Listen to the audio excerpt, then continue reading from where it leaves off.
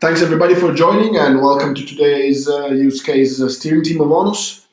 Of ODTN. Mistaken there.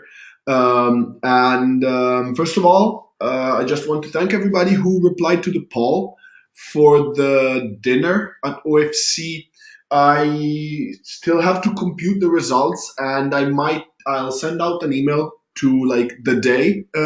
Some of you might have replied that the fourth would be the best option for them. Unfortunately, the fourth has already an OFC official dinner, which I would like to attend.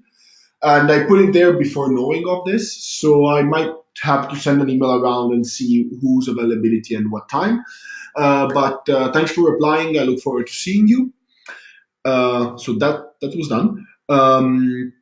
As I was discussing just now with Kartik and Tulo before, we just participated in the TAPI call for extending the TAPI models with a few parameters related to power and OSNR for us to be capable of configuring the power and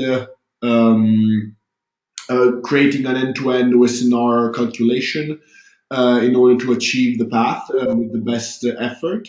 So I'd like Arturo, if you can, to give a bit of an update on that, just like a 2-minute update and the next steps that we're going to take. Okay, thanks, Andrea. We basically addressed some of the issues that they were included in the um,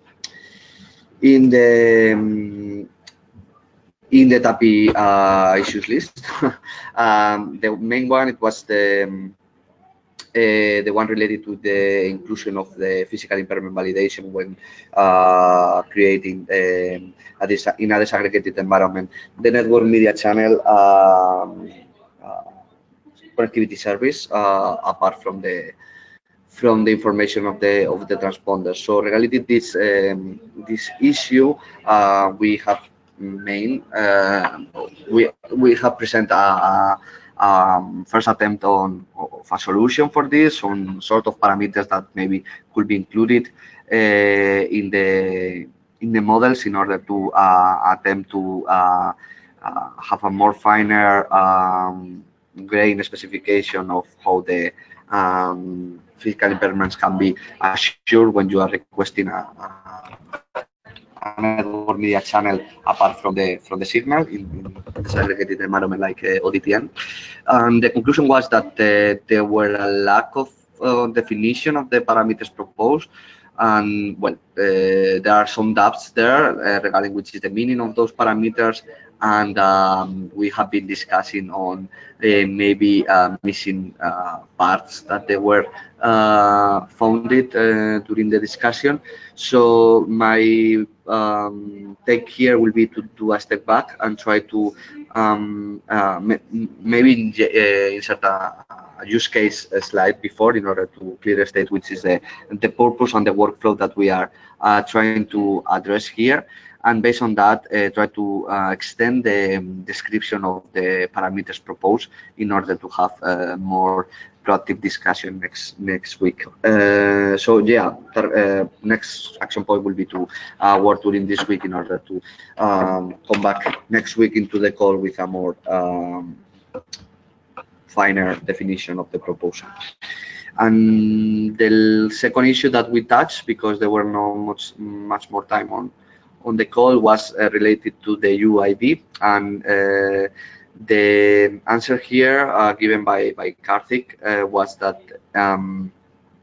the current ResConf specification, as I think Rafael was pointed out, requests that when you are creating a new resources in a collection that is indexed by a key, like in this case, for instance, the UID in a connectivity service, it is requested to include the UID value within the request of the creation of this new resource. So the way that it was somehow discussed and maybe somehow agreed in the latest OEF interoperability event, it was to allow the client to specify a UID that is considered temporal and just included in the request, that is going to be replaced afterwards by correct value, or let's say uh, a server generated value that it will be considered the definitive UID for the service, and then the UID will be replaced by this new value. So I guess that the final part of the workflow and related to the rest of the discussion that we had in the issue, it will be that in this case, when the connectivity service is successfully created, then the server, the TAPI server, should send back the HTTP response message with the location header where the resource has been created, and the associated UID that it will be included in the URI of the identifying the resource, the location of the resource, will be the one that the server has created, right? Sorry, Arturo, I have one question. Did you had a chance to see at my response in GitHub? Yeah. Okay. Yeah, I think that more or less was it. I mean, I do understand from your response that you were that you identify in the RESTconf standard that that it is needed to include the UID or the junk key of a list statement when you are creating it, right? That is right. This is configuration part that so you need to provide this. Exactly, and then the solution provided by Karthik was to allow the client to specify temporal UID that is sent to the server, and then make the convention that the server can replace this value by the actual one. Okay, I see. But this makes like the flow is more complicated. So there is the external change of the data store. Then if we are listening to the, for example, RESTconf notification, we should receive their notification that the data store has been changed, because this is some kind of the out of sync situation. Mm. Yeah, the point here is, and this is what I am not able to figure it out. Which is the actual solution? I mean, because if the junk and RESTconf standard is forcing you to, is forcing the client to create or to fill this key value that is the identifier of a resource within the list, and this is a traditional thing that the server does. What it is wrong here? I mean, this is something that I'm missing for sure. So Yang is model which is describing the data model, right, and the whole data store. Then netconf came out and provided some kind of the operation on this data store. Then RESTconf came out and somehow mapped into part of the netconf operations. And what I'm trying to say is that if in such case, if we are trying to use the RESTconf interface, everything should be also be possible to do with the netconf thing, right? And if I'm not sure if I got it correctly, so in such case, I think that so the situation when the key, for example, UID will be changed after creation, it is like another user changed this value. So this is this kind of the behavior if we consider this as a netconf or RESTconf device. Right. Yeah. So maybe so. I believe like so. What you're suggesting is we should just honor the UID provided by the client. That is right. And right. Why is it really so necessary for server to generate this? So because I can give you a background why we did it and why we did that, but again, it might not have been the best solution. Basically, it was the issue was that one proposal was okay. The UID should be using the consistent mechanisms, and it was probably easier for the servers to generate the UID. And in many implementations, the client was not able, didn't have an UID generator or that kind of thing on the client side. So they were just giving some arbitrary string. It's not arbitrary. They were giving some string which was more closer to the way they were representing into their system. And then the servers had an UID anyway for all the objects. So the UID format and mechanisms, assignment mechanisms were consistent. And so in general, because if this is more like REST versus RESTCON, and folks who had already REST implementations or who were REST focused were of the simple view that when you post on a collection, you don't provide UID, right? So that was like Atharo's original issue here. He said, oh, we should not be providing UID. When you create the object on the server side, the UID is assigned, right? Pure REST.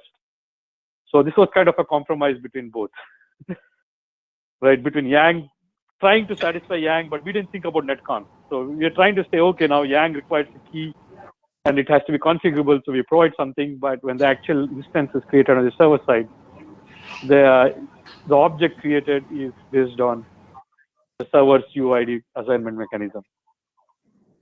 But I think one way or the other, we have to have a clear rule at this point in TAPI. And we can either say that we have to honor the client UID and that's it, or we just say like UID is read-only and not provided by the client. In which case, we break from the RESTCon. I understand the issue. I see. The whatever we did in OIF was a temporary patch solution, right? Because OIF is all about, get things working and have some interoperability. So let's say that the solution for here is RESTConf implementation will need to rely on the client TAPI client UID generation, and REST implementation can rely on a empty UID post creation and afterwards a UID generation by the server. This is like the two options that we have on the table, right? Yes. So, and if you look at the Open API, right, the post, so it's a matter of saying UID is read-only or not. If you say it's read-only, we'll have problems in Yang because it's a key I cannot make it read-only. It can be if list is read-only itself. Right, but list is not read-only, right? So then we had to have two flavors of the list, which is going to get messy. So I think for now, maybe we say that the client provides the UID and live with that. If you from this side. Okay, I think that can be a proper agreement. So what I would do is the following. The workflow that I think it's summarized from you guys is the following. So the client creates the UID, gives it to inside the request to the server. The server will return a new UID with inside the response, inside the location in the response. And if that and the client will use the following UID as the unique and final. If it's the same, better. If it's not the same, it's still going to use the one returned in the location as the key one, as the final one. Do you see what I mean? Is that okay for everybody?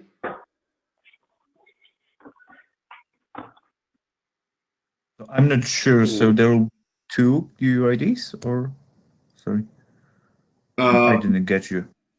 No, there will be at the end there will be one UID.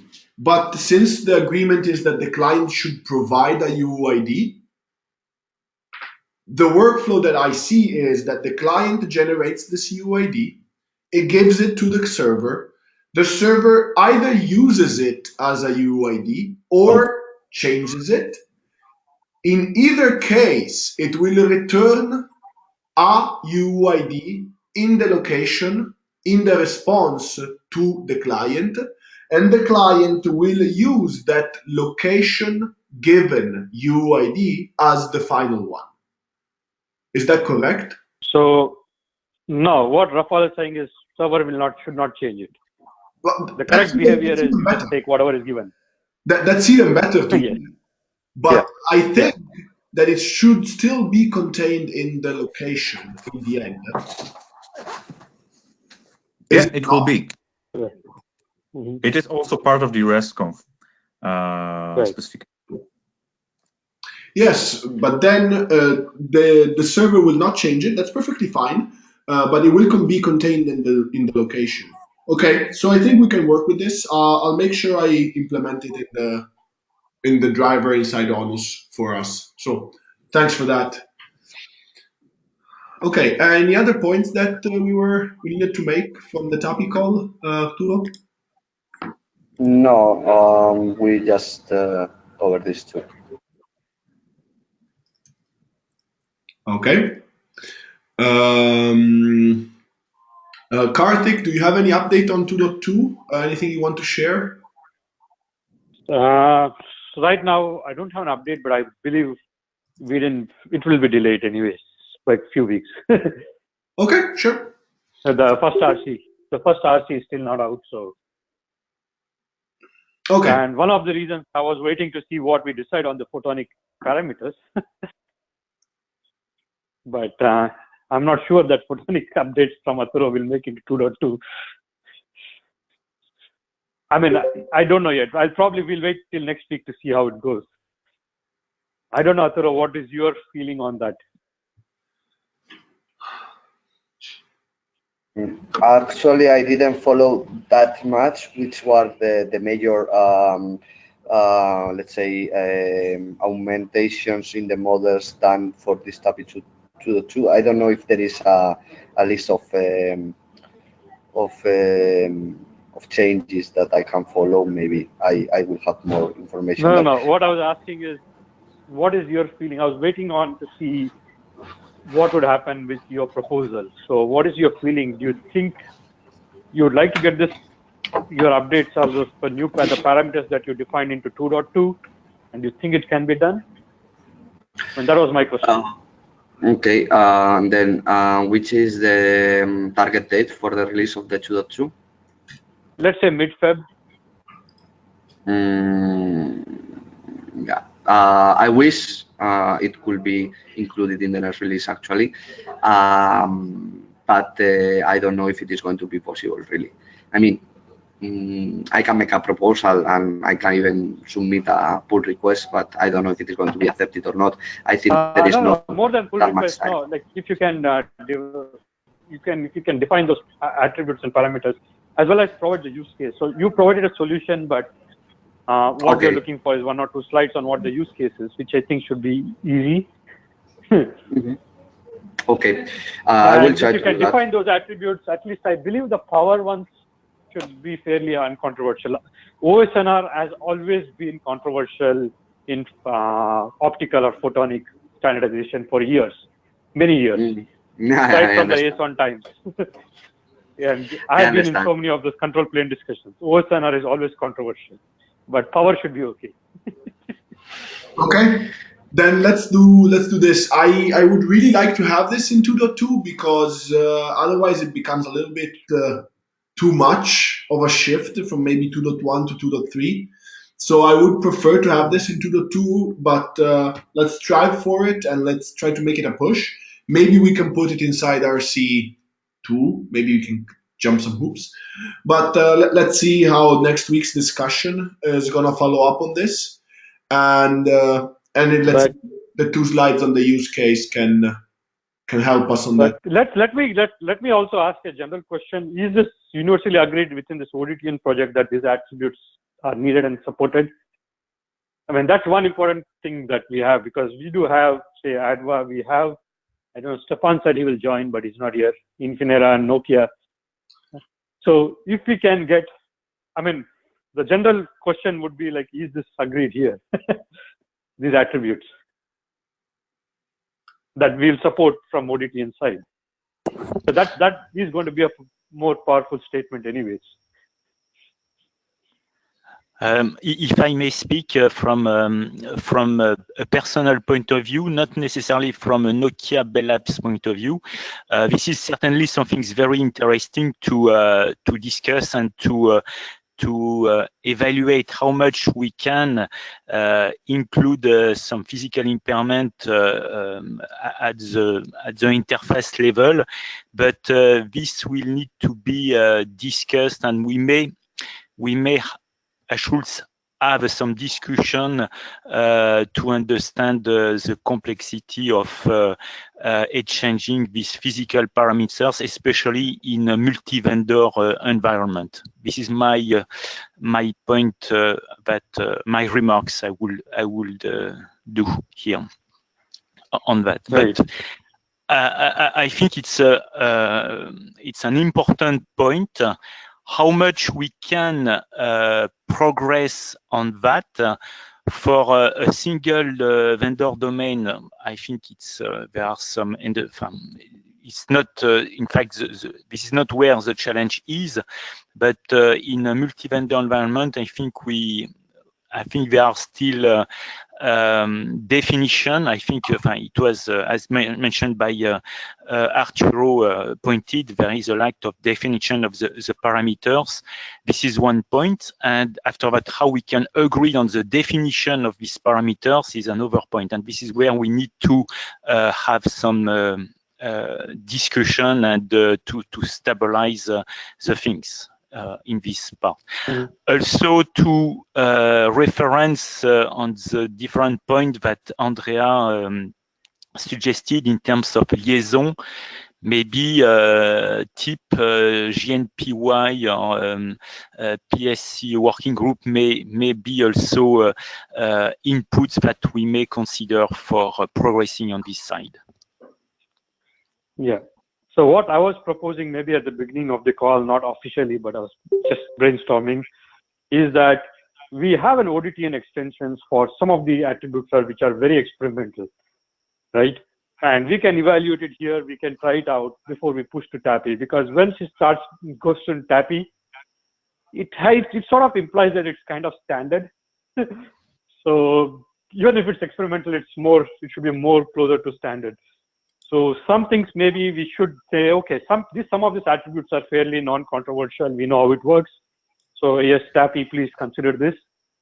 But the other ones, we just have to use it as ODTN extensions as we try out and evaluate. I mean, that's my proposal. At least I would say that we should have an ODTN extensions to TAPI for certain things that we are simply experimenting here. Yeah, I think and I don't know which they are, but I'm just proposing that approach.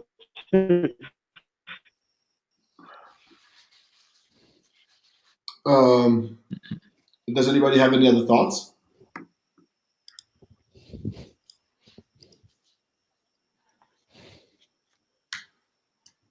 Okay, let me try and do this. I think the power is something that it's very needed. And as far as my understanding went to the discussion that we had in the TAPI call prior, we decided to focus mainly on that and not the OSNR. So what I would do, and please Arturo and everybody tell me if you agree, is that we focus on the power, which is something that it's read and not like really write. And then we have the OSNR as an ODTN extension. How would that work?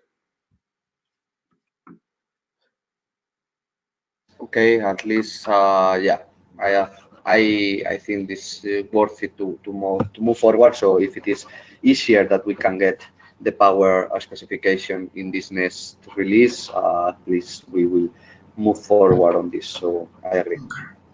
Yeah, I will go forward with that. Okay, thanks for that, guys. Let me go into the Jira stories that we have. So, a bit of an update. I did merge the netconf device provider. I did some initial testing of the code for phase 1.5 in a distributed scenario. I still have to do fully that. I have agreed with Adva, as we were discussing before, on 7826 with the generation of the UID inside ONOS itself. I might send you an email, Karthik, on the exact format or the algorithm that you use to generate this UID in order for me to replicate it best. But that is just a matter of a few lines of code, and I can push that. So I think that's good. I discussed with Dominique about 7870 and 7871. Dominique, do you want to give us an update? We are progressing, and hopefully we will sync up tomorrow to make us with you, Andrea, to make a statement on that. But yes, it will be available. Yeah, and just as an update on the OFC demo status for everybody who is interested in that, I'm able to access the Telefonica Lab via VPN. We are in the process of setting up all the equipment. That should be ready by next Monday, and by Tuesday, I hope we have all the code also installed in the proper places, and we can start the integration testing. As another mention to the ODTN project, I'm very happy to say that it's confirmed that we will be part of the TIP demo at the TIP booth, and thus the ODTN project will get some exposure also there. And so I'm pretty happy about that one. And we will also have a smaller demo with Cassini at the OCP. So if anybody of you wants to advertise this to people, to let them know that we are doing it and they can look for us and learn more about the ODTN project, please do. Okay, so Alessio, do you want to update us on 7893 since you're here? Yeah, Andrea. Yes, mainly I have submitted yesterday the first version of the patch that I tested using our OpenConfig agents. Mm-hmm. So I'm ready to address the comments that that I received, and I guess we can use this this patch also as a base for other implementation of the flow rule programmable. Yeah. And nothing else. Yeah, so I had a brief discussion with Ramon this morning, and we both agree that it is the right step forward, but it encompasses also some things related to phase 1.0. So we would probably need a follow-up discussion on the details of that with you. I'll try to set up that in the following days, because I think it is the way forward in the sense that it actually supports also the path intent, optical path intent, which overarches both transponders and OLS/ROADMs. So it can generate an internal intent for the transponder, for client side to line side, but also an optical connectivity intent for the ROADM/OLS, which is what we used for OFC demo. So I think we should take it in a two-phase approach. First, merge what is needed to implement the OFC demo, and then dispatch as a base for the future development of the ODTN code, especially looking at phase 1.0 refactoring. Does that make sense? Yes. The patch is currently written to support. I tested it with only the optical connectivity intent, in the sense that the configuration that is sent to the data plane is involving only the line port. Is not involving the client side port. This is to make it simple, and also because in our test bed we are supposing that the client side port are we can say always on.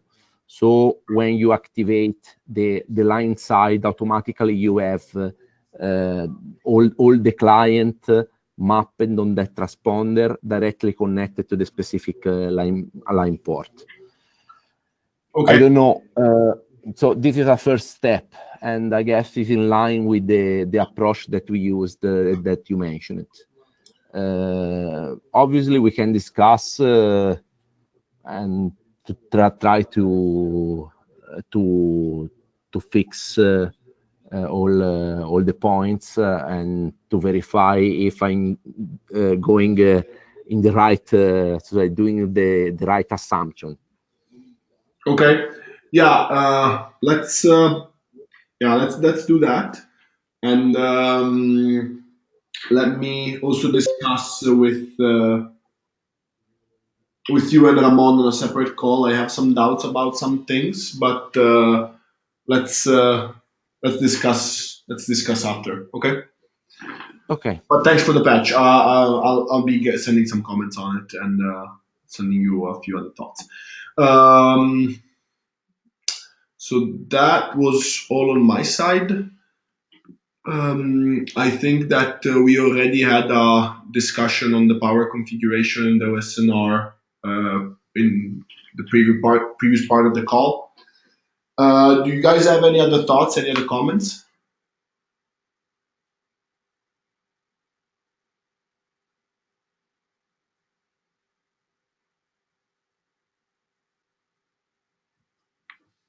No?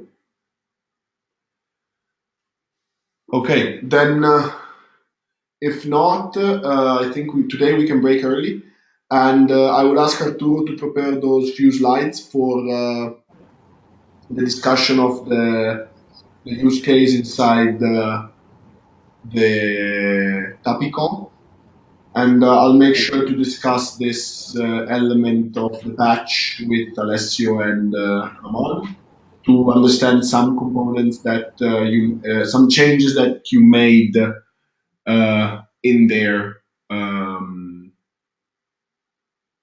for enabling the phase 1.5 implementation. Okay. Well, at that point, thanks everybody, and I'll talk to you next week. Thank you, Andrea. Thanks. Okay, Bye. thank you very much, Andrea. Thank you, Okay, Andrea. Bye. goodbye. Bye bye. Thank you, Andrea. Thank you. Bye.